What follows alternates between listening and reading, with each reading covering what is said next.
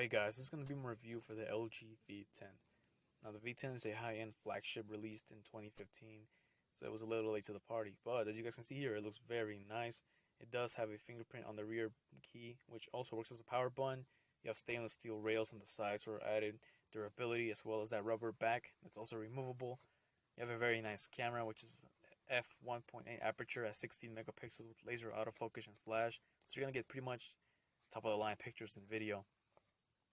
The bottom, all you have is your speaker, your charging port, which does support quick charge, and your 3.5mm headphone jack. See that V10 logo looks very nice. It does have a second screen on top, it looks very nice too. It just blends right in.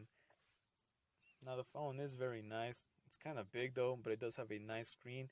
It's a 5.7-inch screen, IPS quantum display, so it looks very nice, especially when you're looking at true to life technology or displays. Now, the phone was a bit slow, supposedly by some people, but since the Android 6.0 update, which I already got, it's even faster and snappier than before. So, you're going to get a nice improved battery life. Not as much. You only get about 3 or maybe 4 at best hours of on-screen time, especially at full brightness.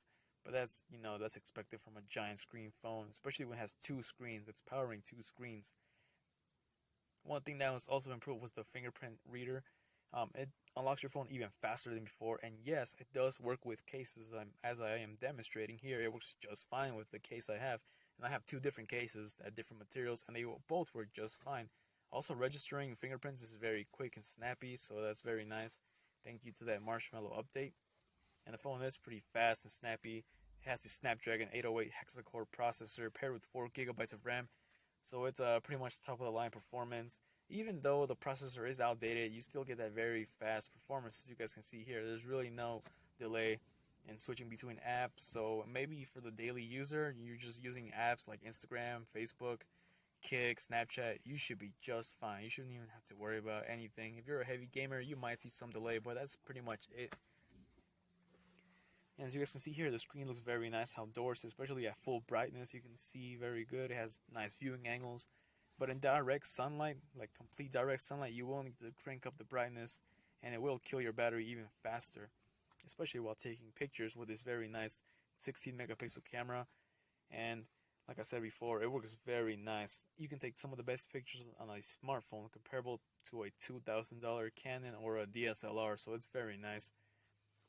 And it has that durability that I mentioned earlier, so it looks very nice and premium. It does not feel bulky at all, besides being its massive size, but it looks very nice, and I'm not really afraid to drop the phone. I wouldn't, because I like to keep my phone looking nice and pristine, but that's just me, especially with those nice stainless steel rails.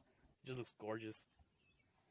The camera is very nice, and it does have 2 front-facing megapixels, so you can take selfies and groupies, as they're now calling it, with the V10. So that's a very nice added feature.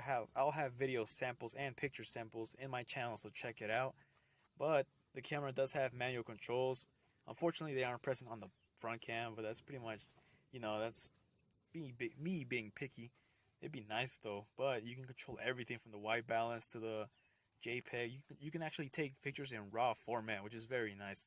You can take videos, edit videos, and you can control the volume of the microphones from the front, the back, raise the volume of the audio. It even has a wind noise filter, so you can change anything, even the Kelvin levels.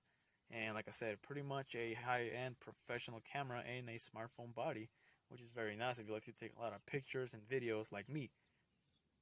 So it'll be a lot of fun taking pictures. It's always a pleasure to use pictures, or the camera to take pictures. So I know you'll enjoy it too. Now, it does have a secondary screen, as you guys can see here. You can use it for the custom apps that you set to as shortcuts. It works with a signature as well. You can set your own personalized signature and change the font and everything, so that's very nice. It also works to show you your recent apps, and you can just jump and bounce between back and forth the apps that you have recently opened. It works as the control settings for the manual camera, but when you're not using the camera, it just pretty much works as a secondary screen, as you guys can see right there. It is effective, but it's on a very tall display, so if you're using the phone one-handed, don't expect to reach the top. You're better off using the recent apps button on the very bottom. But if you're using this phone two-handed, it'll easily jump back and forth between apps. and it's pretty snappy and responsive, so I found it to be very useful. It's an always on display, but you can always turn it off to conserve battery life, which is only 3,000 milliamps, which I'm kind of disappointed considering its large size of the phone. You do get 64 gigs of internal storage that are also expandable by micro SD up to 2 terabytes. Yeah, that's right, a phone with 2 terabyte memory, which, it's kind of crazy, but there it is. And this phone is pretty much a rare breed. Removable back, removable battery, and storage all make it nice functionality. So that's very nice that LG added all that.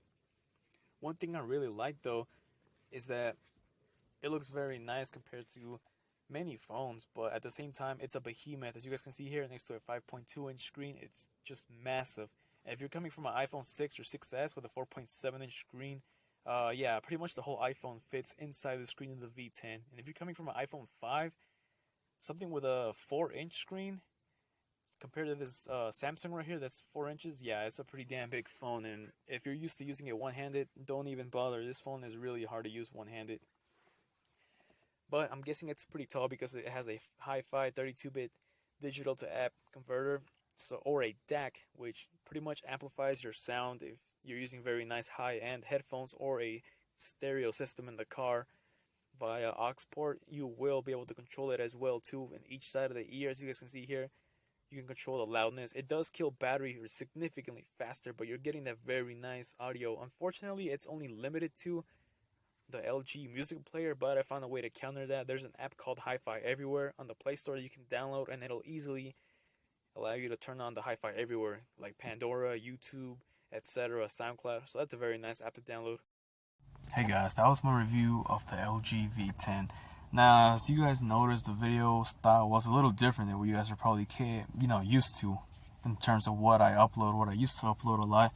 But I'm just experimenting with new videos, see if I like it or not, see if it's too much trouble or not. And sorry for the delay of videos. I've been very busy. I've been working like 45 hours a week. I'm planning to move states again. That's right. It's like the 6th time I moved states, and God knows, I don't even know. I already lost track. So it's a lot of stress, a lot of time I don't have anymore, but I try. But yeah, if you guys want to see video and picture quality samples of the V10, check out my channel. I'll have videos dedicated specifically for video and picture qualities on the V10 as well as the G4. And yeah, thank you guys for watching. I hope you guys have a good day, and I'll guys catch you later. Peace.